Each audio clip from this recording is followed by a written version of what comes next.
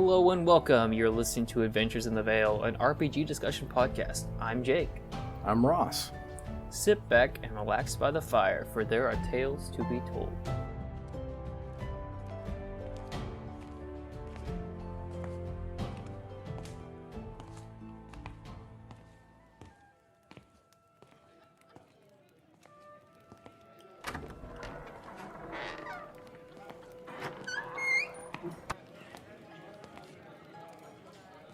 Hello, travelers. Welcome to the Cozy Crow. Come and sit by our fire. May I get you something to drink? Yeah, I'll take an ale. I'll have that right out.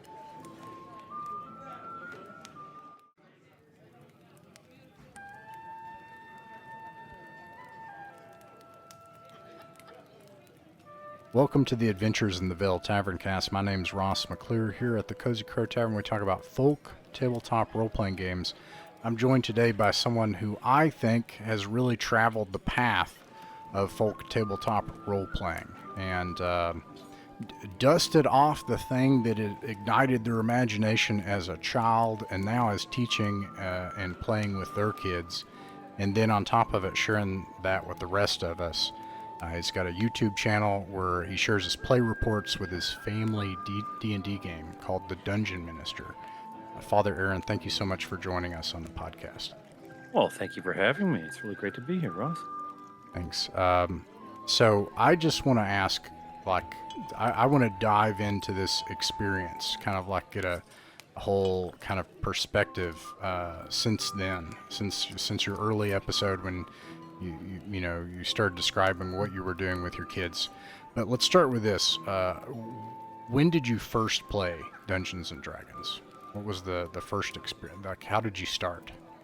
Right, I first played, I think a lot of people of our generation, in 1983 with the Red Box Basic, the first in the BECMI series, the Frank Menser's edit of Basic D&D. And I played the solo adventure at the beginning of the player's manual.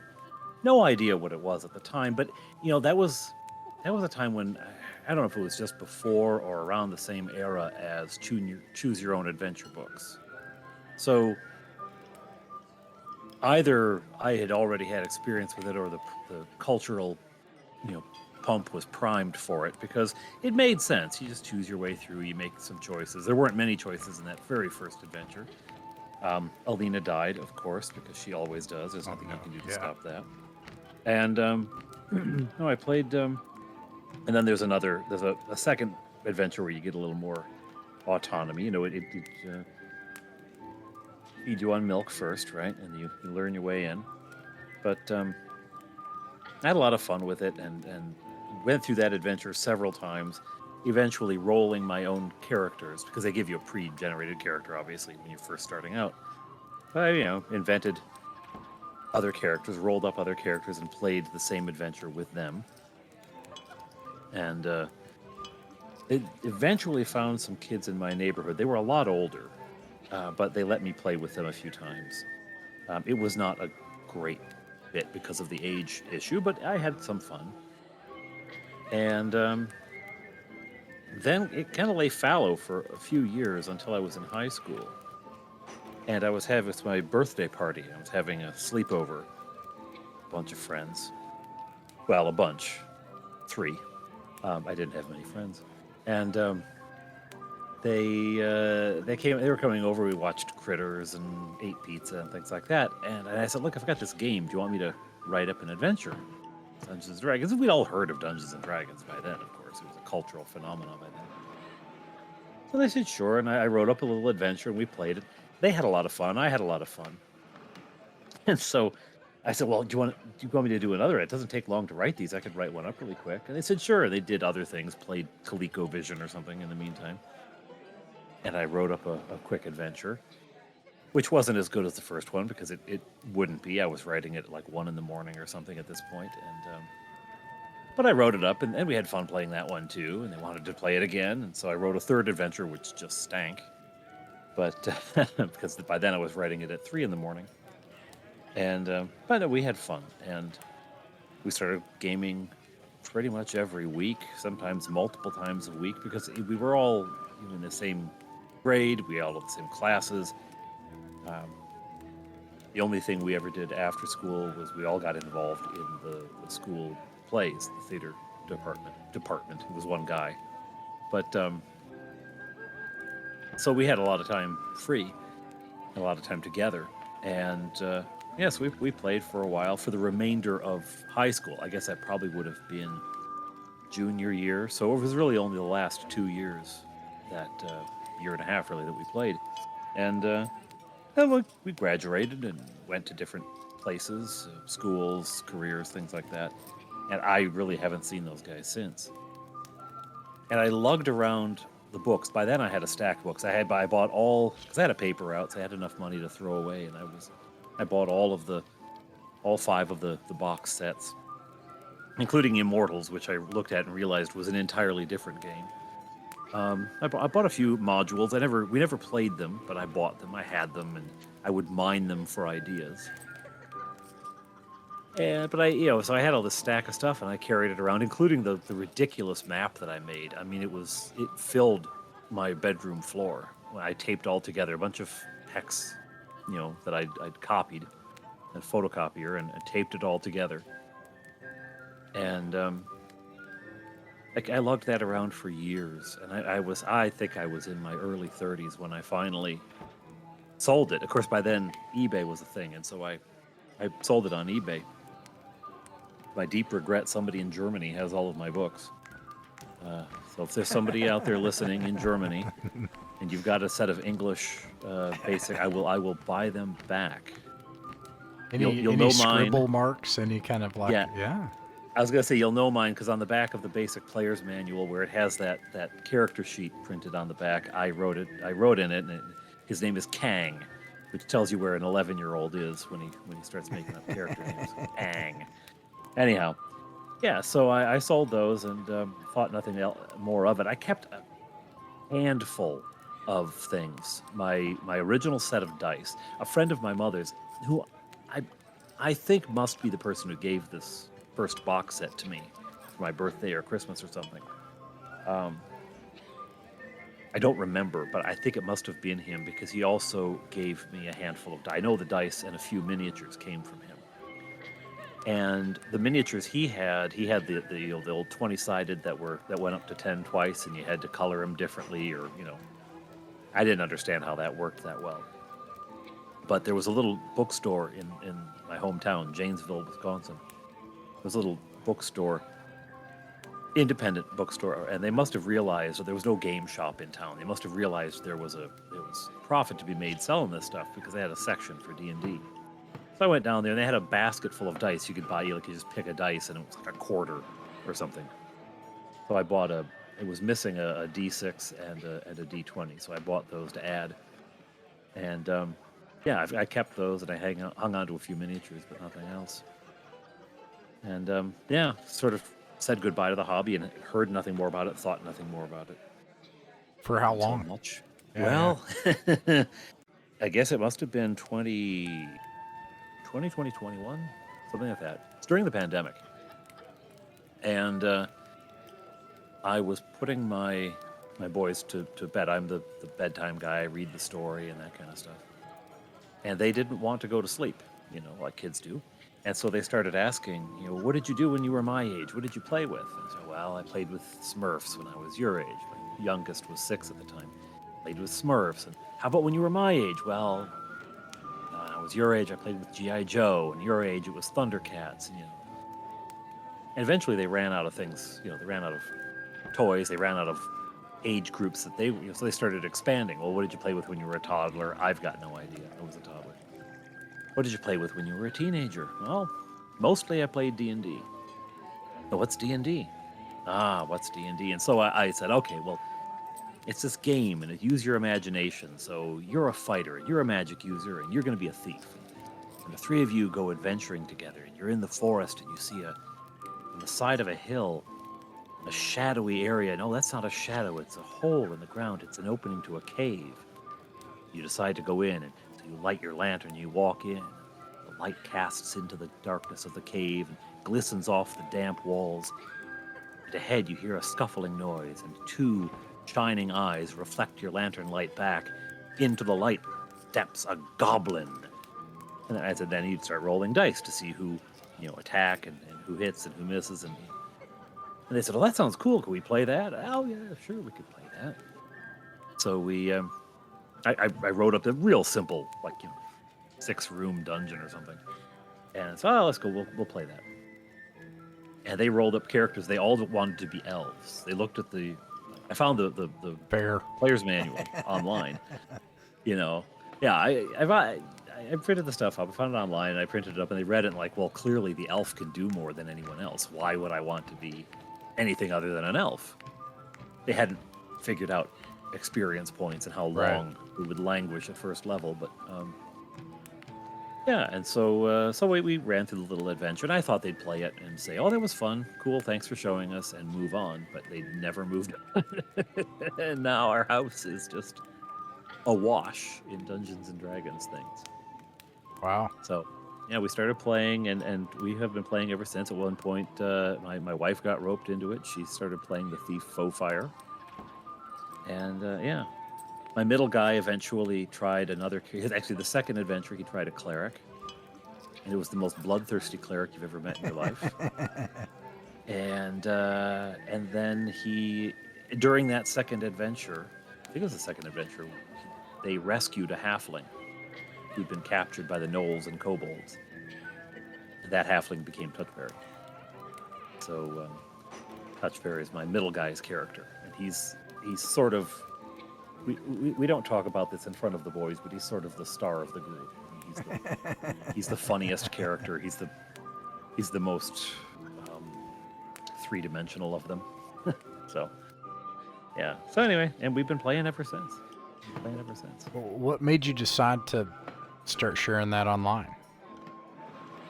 Well, when I started, I actually, if I really go back to it, I'd have to think through the progression of this, because I went online at some point to see what was going on in D&D, or maybe it was when I was looking for the old rule books, because I went online and I know what it was. It was Viva La Dirt League. Viva La Dirt that's League. fun. They have it's a great YouTube channel. They started up a secondary channel where they play D&D. Right. And I was watching it and saying, this is familiar but very different, because they're playing 5th edition. And then when I was searching for the book as well, for the rule books, I'm sure then I must have run into things about 5th edition, which surprised me, because I didn't know there was a 4th, a 3rd, or a 2nd. When I left the hobby, it was, I guess 2nd edition must have come out, but I didn't pay any attention. I didn't play AD&D. There was no game shop to go to. There was no internet. So you didn't, unless something was newsworthy, like the nightly news or the newspaper, you weren't going to hear about it. So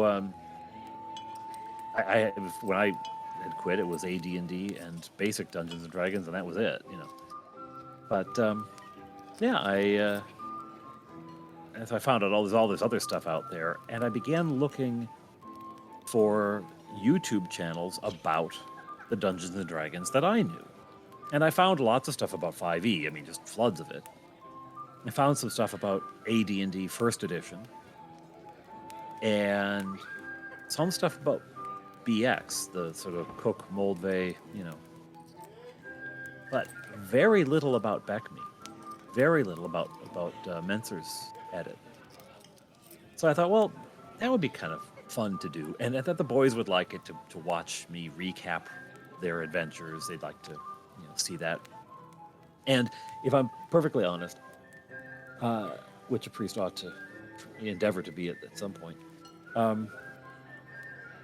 I had noticed there was still a lot of anger in our generation, still a lot of resentment about the Satanic Panic, and about the way people had been made to feel about their hobby, the reaction it elicited in people. And so I said, it wouldn't hurt to hoist the flag and say, you know what? That's kind of over. It was never all of the church to begin with, and it certainly isn't. It's probably a vanishingly small percentage of the church that still would look at Dungeons and Dragons and say, "Oh, that's trouble." And certainly not the tradition to which I belong. And so I thought, I think it would probably do some good to kind of hoist the flag. And so I'm going to do this mostly for the boys, but I'm going to do it with a collar on. I'm going to do it specifically as a priest, right? So that it's part of the shtick. It's part of the but it's not a shtick. It's I really am a priest. I'm going to do that as part of it. And it's there's a modern church movement which is really quite ancient, of a missional church, which is not about bringing people into the church. It's about bringing the church out to people to go where they are, right? So here's a community that has been estranged and remains estranged in some cases from the church from 20, 30, 40 years ago. And they're going to have the same questions, spiritual crises. They're going to have the same stuff to deal with that anybody does. And if they're still walking around with the stigma of the church told me that what I love to do, the hobby that I loved was evil, if they're still walking around with that kind of hurt and anger, maybe someone should go there with the collar on. Now, I've since found out that there are lots of other people who do as well. But I thought it would be worthwhile. So I started out just sharing. I didn't think it was going to be a recaps channel at first, but it turned into one very quickly. And I do a few other things now and then, but it really became the recap because people like the story. Because my players really do play a fun game. They really bring a lot of ingenuity and creativity to it. And so that's how it happened. And then it built momentum. It just built momentum. Yeah, I mean, I can't think when I found your channel. And we'll put a link to the channel in the description. But the YouTube channel again, it's called The Dungeon Minister, and you are an Anglican priest, right? Yeah, Anglican priest, and which in the U.S. is Episcopalian.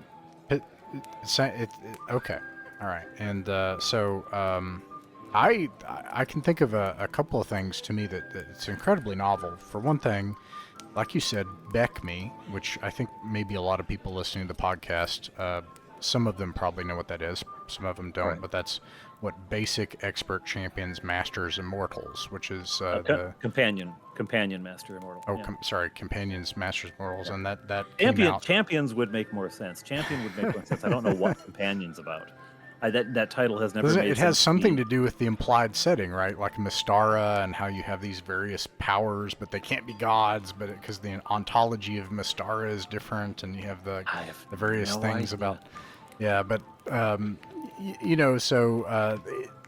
it's even kind of hard. Like if somebody's listening and they don't know what BECMI is, it's kind of hard to describe in the context of what Dungeons and Dragons is, but maybe to take a different approach, which is probably the more important one than the technical one. Like, you do these things and you got this weapon proficient, whatever. I think maybe the more important thing is this was in 1983, correct me if I'm wrong, this was how maybe almost a majority of people found their way into Dungeons and Dragons. So you're talking about the era. Now, Moldvay was important and it was big. Yeah. But prior to that, it was a subset of the wargaming hobby. It was a part of the Midwest. It was part of it. Now it's spread to campuses and other places. But Dungeons and Dragons was this niche thing. And when Moldvay opened the door, and then Frank Mincer wrote this version close to the mid-'80s. Now all of a sudden you've got just normal kids that are using their imagination, and that's and that's like the revolution, right? So it really was, and a big part of that is the structure of BECMI. The reason it is an acronym instead of like a single book kind of thing the reason it came out in books is that it was a learning tool. Yeah. And so the basic box set gave you the player's manual very much taught you how to play, and the Dungeon Master's manual taught you how to DM a game. And then the expert one came out, and it gave you a little more. And then the companion came out, and then there was in the companion you had rules about war, mass combat, and running a domain.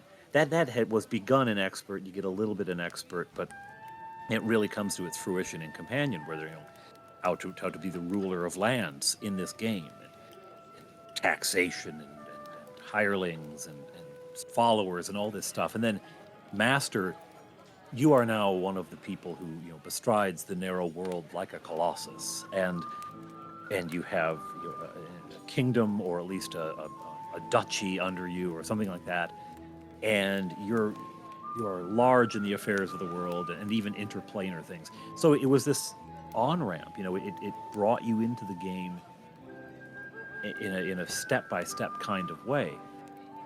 And I think that's why so many people caught on to it, because it engaged new players where they were, which was, I know nothing about this game. And I still, I know Rules Cyclopedia came out, and a lot of people really love that book. I still like the individual sets for that, even though it does makes send sense. you scrambling.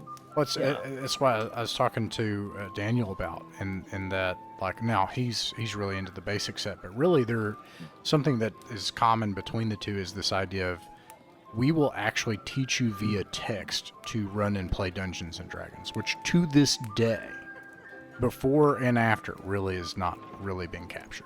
Like those two products. But what I was going to say is that I don't think before your channel, there were a couple people who had talked about BECMI. I've got a friend who's really into BECMI. They like the Rules Cyclopedia. But I didn't know of any YouTube channel. Now, since then, you've got BECMI Berserker. He came around in the past year and a half.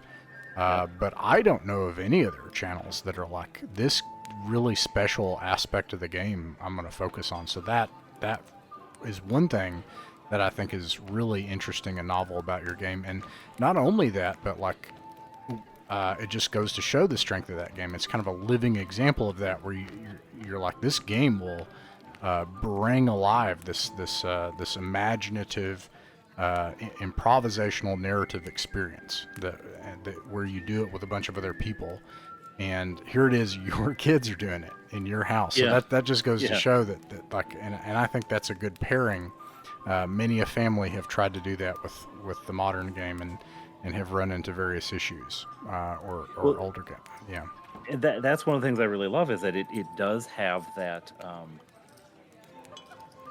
It has that, anyone can get this.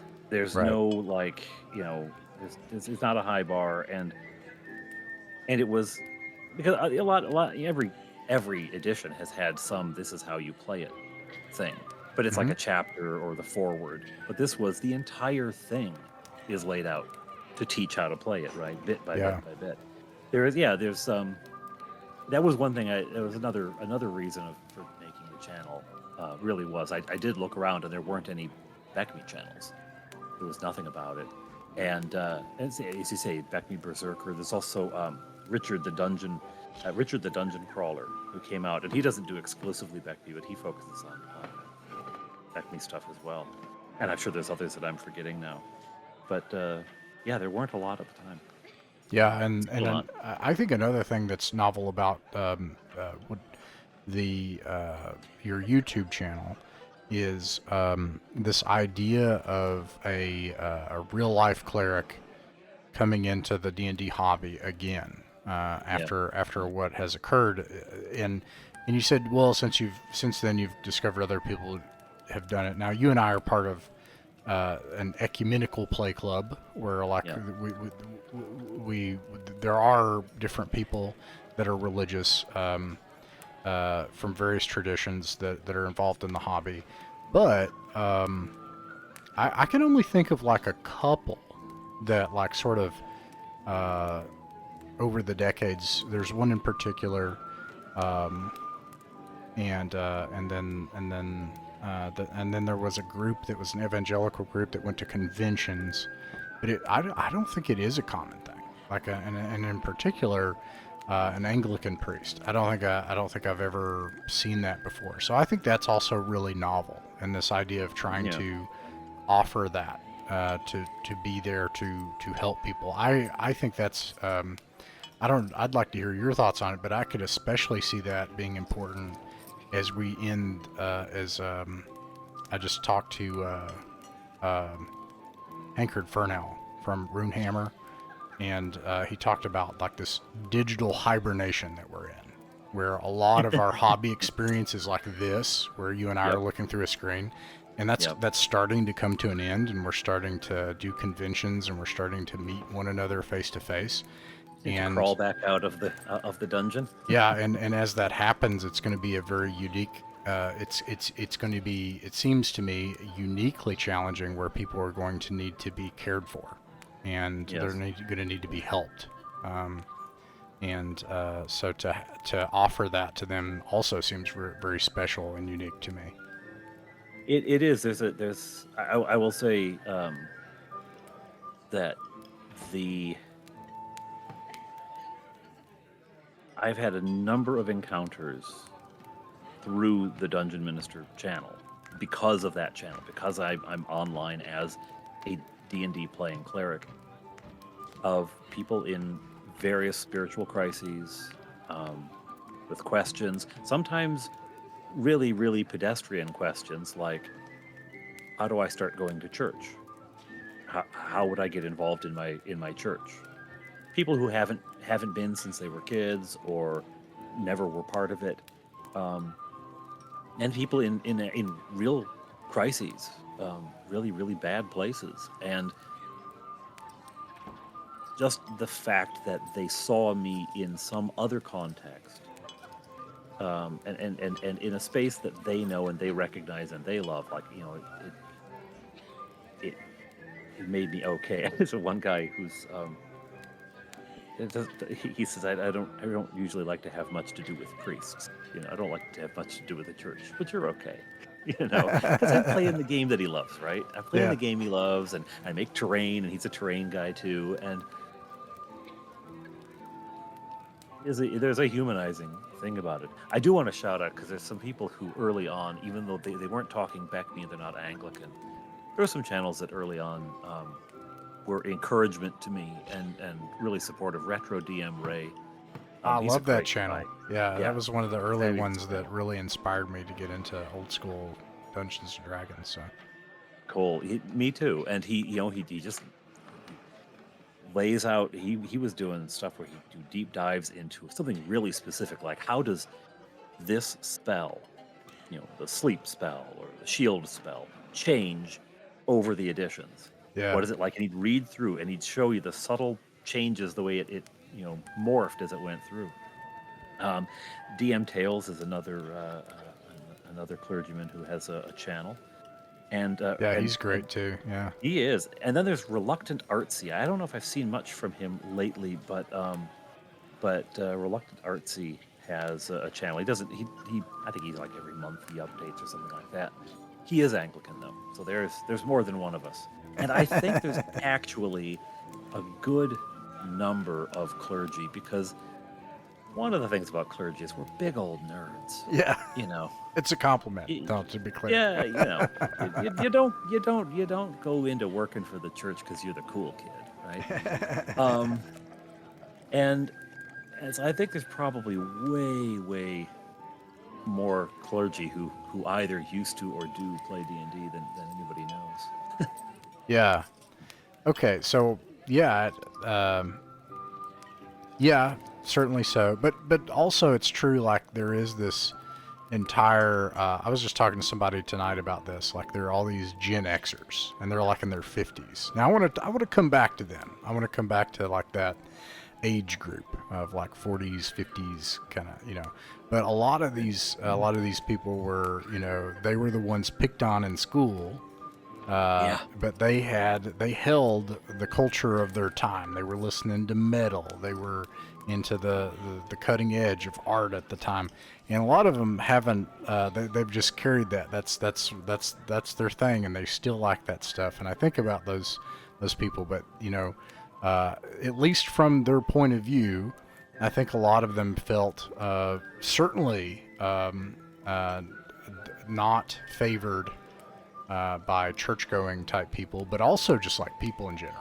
Like, so, Right. and now I look at a lot of the Gen X people now, and I'm like, man, you all are our hope for Dungeons and Dragons, if nothing else. Like, you were like the ones who like people your age that got that Mincer box set, when you were a kid, and those are the people right now that actually really hold the keys to know what Dungeons and Dragons is and its history and how it works, and yeah. Anyways, I love this idea of like loving and helping them. And then of course you've got young people.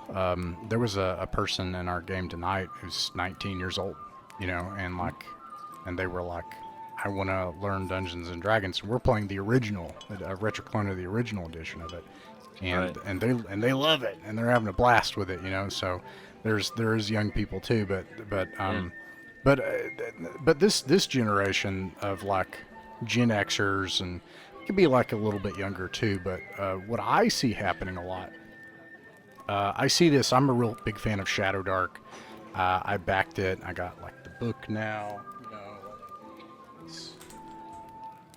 These cool, these digest-sized books are in fashion. Right. I love old school essentials as well, and there's tons of Gen Xers that are loving this. And what they're loving is they're like in their late 40s and early 50s, and they got kids, and they're able to bring their kids into the hobby. And I'm seeing waves of people doing that. So one of the things I wanted to ask you about and bring up was like, all right, you did that. Like, you got your D&D Right. game out, and you invited your family into it.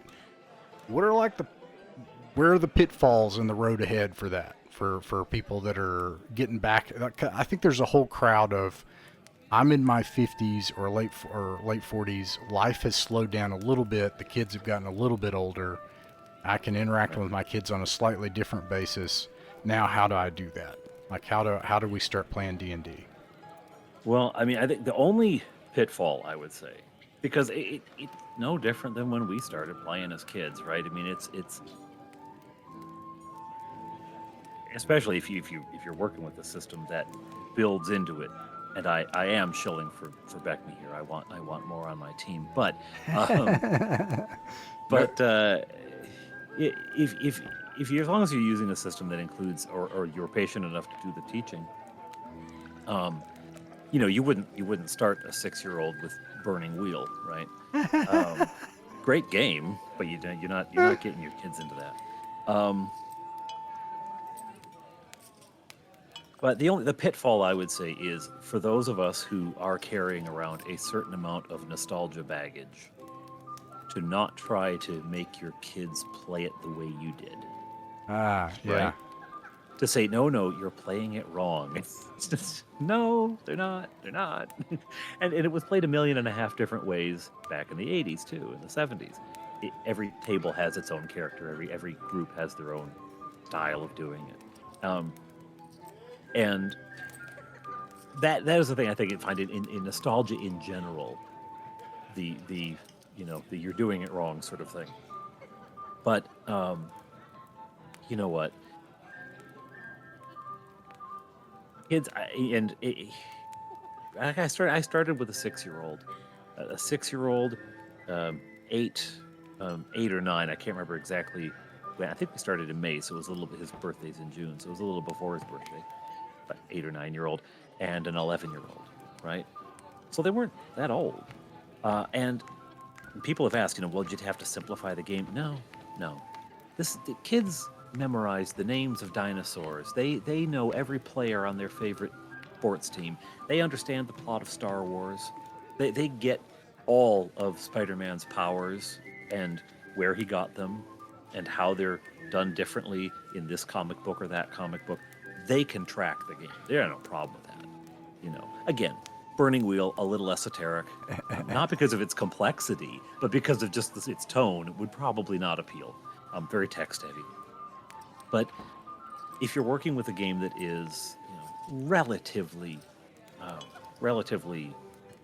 nuts and bolts about it, so, they're not going to have a problem. And their imaginations don't have any boundaries. There's no, well, that wouldn't happen in a fantasy world. Yes, it would, right? And they come up with stuff that is charming and funny. When I said that my middle guy who plays Touchberry, he decided one day he just decided that Touchberry was afraid of heights.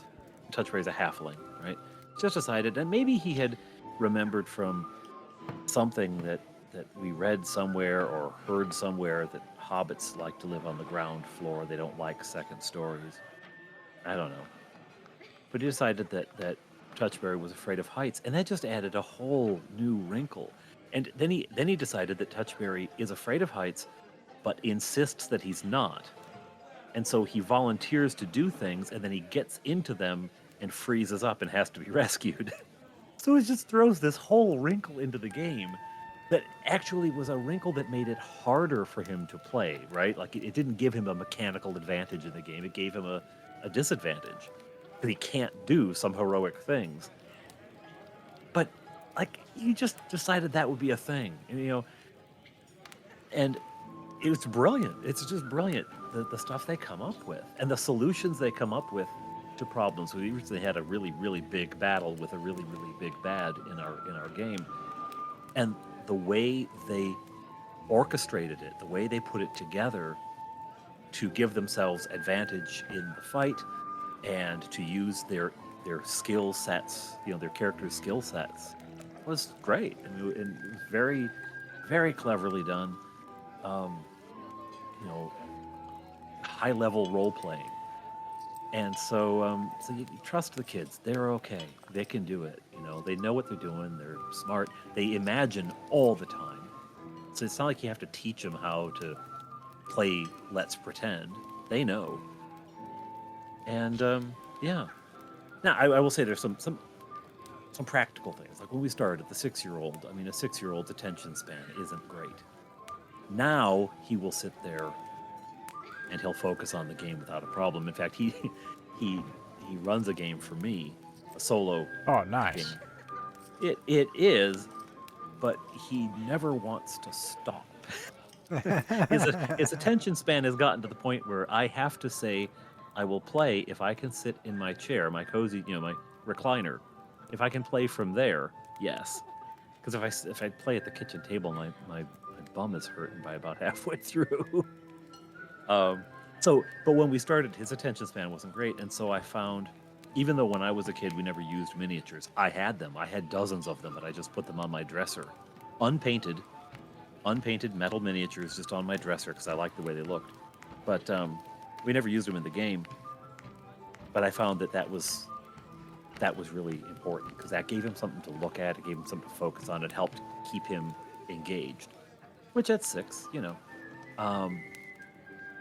and it's fun also because if you're doing that kind of stuff and if you do make your own terrain, if you can hide it from your kids long enough to bring it into the game, you put something down on the table and there's a wow factor and they get all excited and So yeah, so there's some things, some considerations. Yeah, you got to know the kid too. You got to know the individual kid and what they're capable of. But just trust the kids; they can do it. And it is really a lovely thing to do as a family, because it's time spent doing something that the kids absolutely love doing, and they love doing it with the family, right? It's something that they're really getting into as a group, especially if you've got parents, who have gamed in the past and can introduce it in such a way that it's not like we're fumbling with these rules. You know what's going on, and so you can really lay it on thick, and create the mood and the tone and all that kind of stuff. They love it, and so it's a great thing to do. It's a great thing to do as a family. Yeah, that's awesome. It makes me think of I think Richard Rowland talks about some of the stuff playing with his family and kind of the aim of the goal or the aim of the game in general. That, I mean, certainly there's fun, but to borrow, I borrow this a lot, but I don't know if you watch any Dungeon Craft, Dan Masters, Professor Dungeon Master. Yep. Oh yeah. But he says there's these different ideas, and I love this. I love the chaos. In the tabletop world, I'm chaos aligned. in life, I try not to be, but in chaos or in tabletop, I love that there's all these different flavors. I love that there are all kinds of different opinions. And one of the really cool things is all kinds of people are not even trying to play the game to accomplish the same thing. Some people are trying to just have a cool game, I mean like a board game, and that's very important to them. Some people are just trying to have a story, and for me, I think it's this connection. And Professor Dungeon Master has mentioned it a couple times. He's like, it's like communion, but with Mountain Dew. It's like this connection. It's a connection thing that you're doing, and and I thought that captured it pretty good. I was like, there's something going on here. Like when you share I can't even just say share a story, because that sort of implies that it's contrived or constructed. But of course we know it's not. It's something that emerges when you do it. It's an experience. It's impossible to describe Dungeons and Dragons, isn't it? It comes close to impossible, but it is a shared act of creativity. And so, a painter painting a portrait or a landscape or whatever, that's pretty much a solo work. I don't think I've ever heard, I'm sure it can be done, it probably has, but I've never heard of a collaborative painting. It sounds like a bad thing. That sounds like a decision made by committee, for example. It sounds like yeah. And I'm sure it can be done well, but I've never heard of it being done well. And I've heard of books being written by a pair of people, but that's about where it ends. You get many more than that, unless it's like each person's contributes a chapter. No, that's the saying. Is it sounds like this was written by committee, right? An insult to a novel if you say that. Right. But what you're talking about, the sort of happy chaos of Dungeons and Dragons, is that you can write it alone, and you can write some really cool stuff. There's a fabulous podcast, Tale of the Manticore. Oh, and he's great. He tells a story as a solo D&D. He uses the mechanics of the game to tell us a story, and that's solo. But it's what he's doing ends up being different than what happens at the table, right? I mean, some of it is the same, but it's also different because he's making the decision for every character. Every time there's a choice made, he makes it, or the dice make it. But at a table full of people, you've got, in our case, I've got 4 players and a dungeon master doing totally different things, all of them with a different angle or perspective or ideas. And so there's the story that comes out of it is reactive. It's like improv, theater improv. Sorry, muted to cough. Bless you.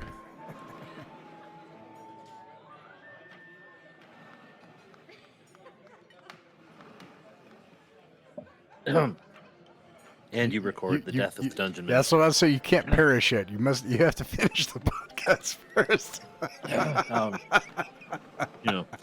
That's it for me.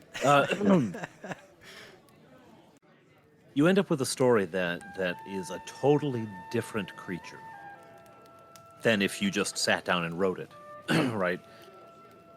I could never come up with all of that, and if I could, it would be in my voice, right? So it's a beautiful thing. Yeah. Okay. And, go ahead. Well, and on top of the resulting story, in fact, actually far more important than the resulting story, is what happens in the moment when, especially in older school games where individual skill sets matter so much more than I find than in more modern games. You have collaborated and say, you have your role to play. You're going to be critical in this way. You're going to be important in this way, but together we're going to make something bigger. Is, I think, a fabulous lesson. This is community happening. This is teamwork and a shared goal and a shared aspiration. In ridiculous terms. We need to steal the crown from the Goblin King. I mean, come on. But still, it trends toward this shared life, this shared ambition and goal and aim, right? Yeah. Yeah, the other night we had a thief, a cleric, a magic user, and 2 fighters. So, and the thief went out, they went through a teleporter, some kind of archaic device that teleported them into a cavern. And they could hear something outside the cavern. So the thief went ahead and checked. It is some kind of gigantic 40-foot tall serpentine creature. It's a hydra with 5 heads. So she sneaks back. She tells them. The magic user had just told them they had went down here to find 10 people who were turned to stone. And he had gotten a wand of turn to flesh. And so he had tapped all the way down to 2 charges, and they didn't remember anything. And he looked at it. This had just happened before this. And he was like, we're going to regret losing these 2 charges. I want to free these people, but we should hang on a little longer, right? And so then they take this teleporter, and they end up in the cave. The thief comes back, tells them it's a hydra. They're all looking at the magic user. And he's got the wand of turn stone to flesh. And he goes out and he's like, I'm the only one. I'm the only one that can do something about something this horrid.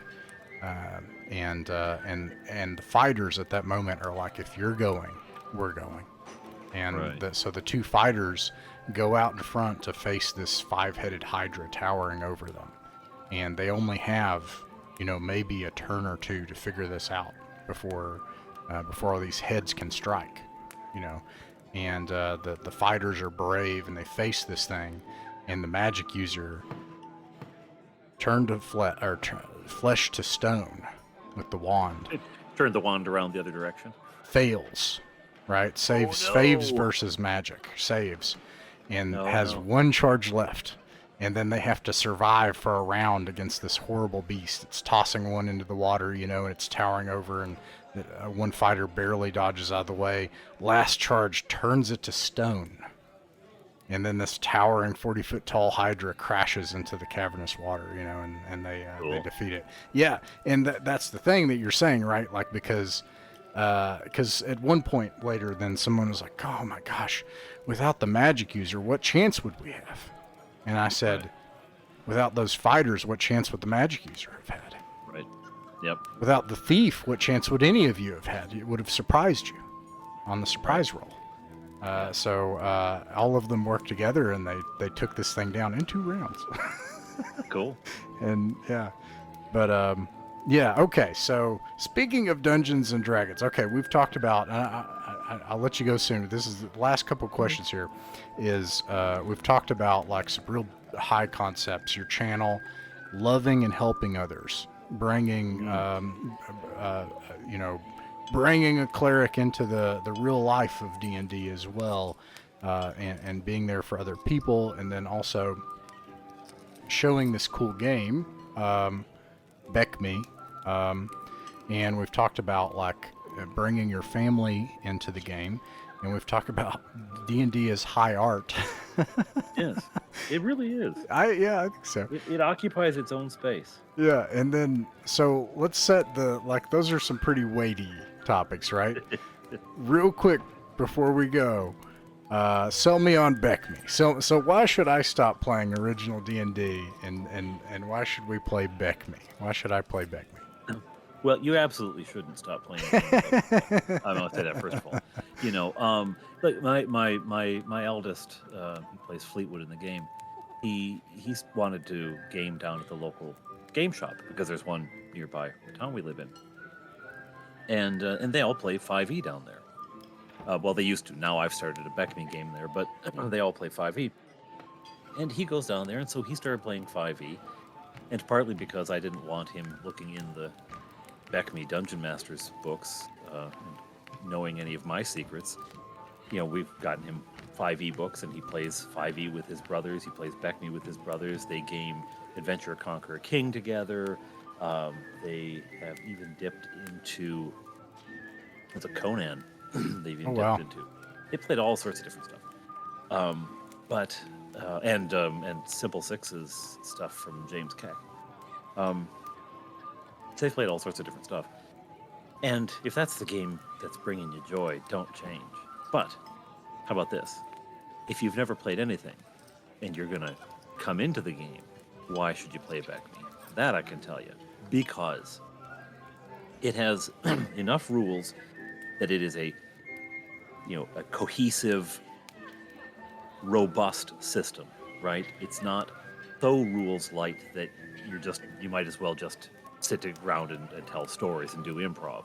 But it's rules light enough that you don't get bogged down, every round looking through 6 tables to find out how much damage your dagger does when swung with your left hand in an uppercut motion on a rainy Tuesday, after the coronation of a king in the county to the south of you.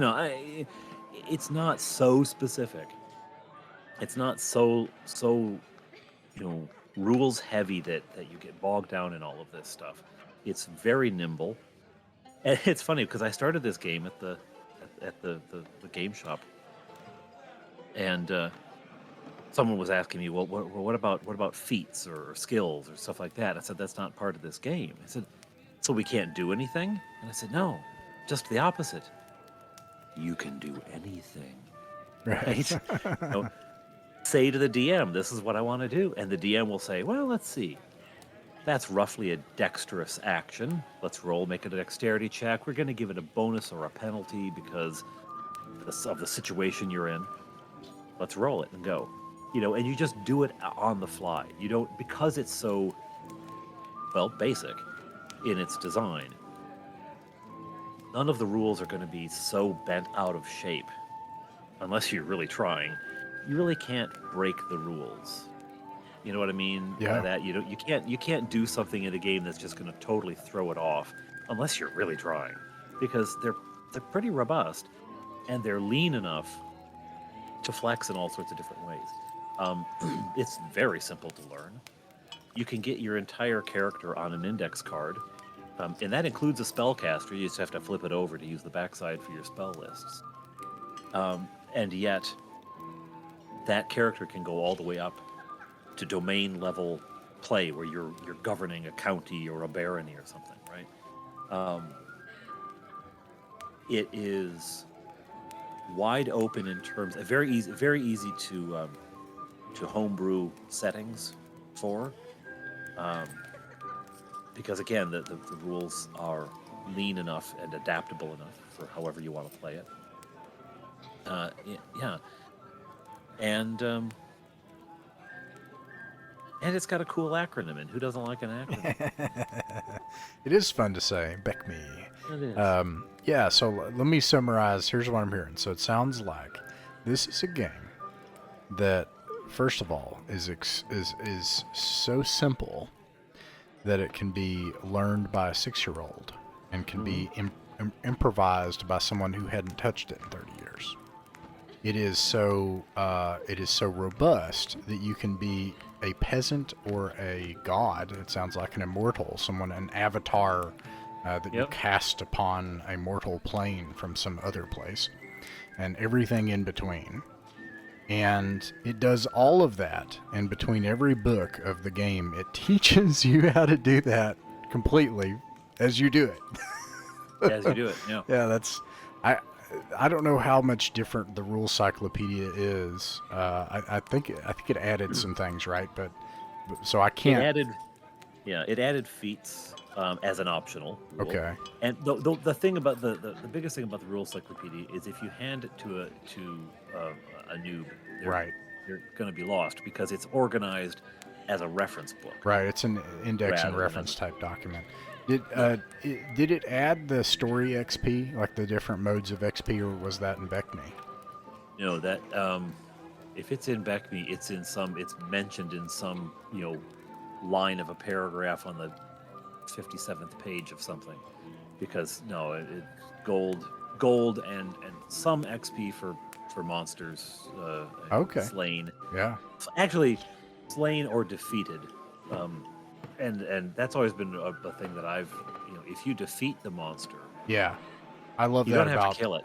I love that about BX and its DNA is what I call it, because I kind of observe there are these, even to this day, even in the old school itself, there are kind of these two DNA strands of like advanced Dungeons and Dragons and original, and then there's the BX product line that continued on, and it sort of almost has a certain spirit to it, and that was one of the key differences to me is in the basic set it specifically says overcome the monster, and then it even gives examples like via trickery or parlay, and it turns out to be an astonishingly non-violent game, because when you have one hit point and so long as you overcome the thing, it doesn't Yeah. matter, you suddenly come up with all kinds of solutions other than your Yeah. feats.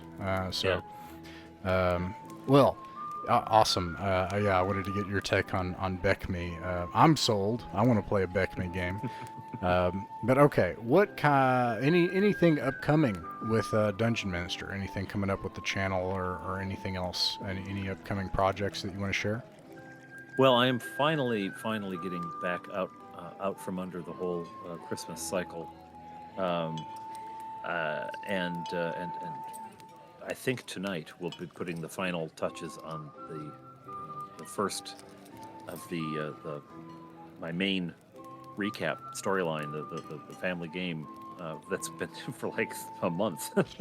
I haven't put one out for a while now, so I'm getting back to that, and that's going to go back into regular rotation. Some things that that have been happening. A number of people have extremely kind people. A fellow who goes by Show Nuff on Show Nuff it is kind of thing. He sent me a batch of miniatures. Fellow Dan, and I will pronounce his last name incorrectly. It's Italian. I don't have it written right in front of me, so I know it's not on my screen. So I don't want to mispronounce it. But Dan sent me a fabulously painted up orc raiding party, and Paint Minis Live. Paint Minis Live painted an army of skeletons for our game, and so there are these editions are kind of going to be showing up on the table. I Nice. paint minis, but I do so badly, very badly, and so there's going to be some the level of paint quality will be upped shortly. Claricon, which was last year, 2023, we had a convention. Did a convention at our church, in our church hall, Glen Williams, Ontario, and that's going to repeat in 2024. It's going to be October 25th, 6th, and 7th of 2024. We're having Claricon 2. So more information about that as we get closer, but the date at least has been announced. So that's coming up. Otherwise, I mean, it's going to be more of the same, more occasionally doing crafty stuff. We have actually just this week, last week, we launched something that Fleetwood, my eldest, is writing little mini adventures, and we're posting them for the patrons of the channel. So that's been kind of fun to watch him get excited about, ginning these things up and putting them together, and helping, giving advice, and maybe think about that. So he's got a bunch of adventures lined up, and that's pretty cool. Some of them may creep into table play and end up recapped on the episode if they fit the world. So yeah, there's some fun stuff. Nice. Awesome. Well, I'm looking forward to it. All right. Well, Father Aaron, thank you so much for coming to the podcast and sharing this with all of us and your channel. Thank you for having me.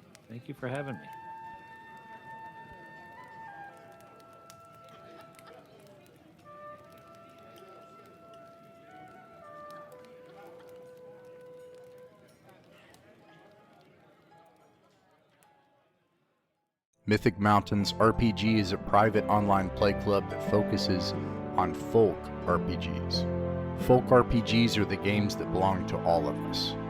They're what actually happens at a table between friends. It's their voice that has the authority on what is fun and what works for them. Weekly, we upload our games to allow others to sit in with us. The channel isn't monetized. We don't own the artwork, music, software, or games shown in these actual plays, and you can find links to their authors in the description.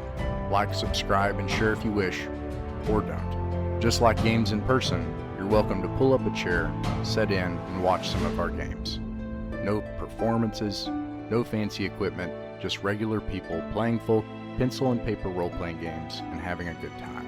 We hope these games will prove a source of enjoyment to anyone just wanting to listen in, anyone looking for examples of how actual groups run and play folk RPGs, and most importantly, if you haven't found your group yet, you're welcome here at ours.